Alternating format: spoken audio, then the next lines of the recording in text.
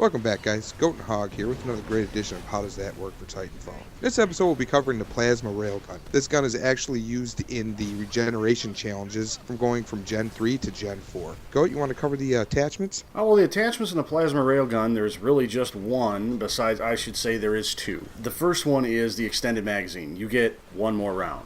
One more round. The math on that is staggering. I mean, you can count that as an attachment, but I don't know.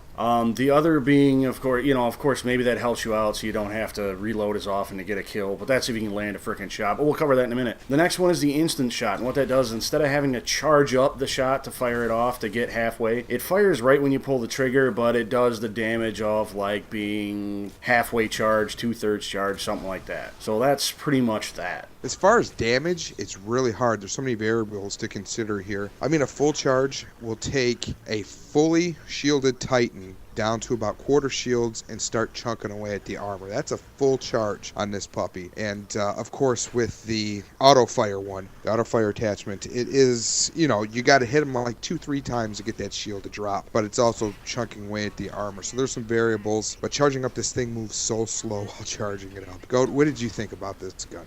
Well, honestly. Well, like you said, charging up, the deal is you have to be, using your, right trigger, I'm sorry to think about it. You have to use your right trigger to zoom in, and that charges it up to fire. Well, that's good in principle. The trouble is you get anywhere near the person with this gun, you can't turn to fire at him. You can't do anything in close quarters. Sure, it's good for long range, but nothing stands still that long. It's a great concept, but I just don't find it being all that useful as compared to, especially the 40mm. It always does the same damage. Doesn't have nearly as long as a flight time, and that's something we should cover.